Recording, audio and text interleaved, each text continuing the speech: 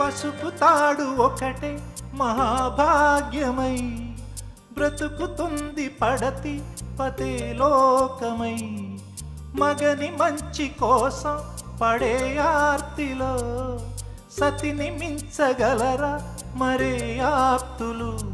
ఏ పూజ చేసినా ఏ నోము నోచినా ఏ స్వార్థము లేని త్యాగం భార్యగా రూపమే పొందగా అపురూపమైనదమ్మ ఆడజన్మ.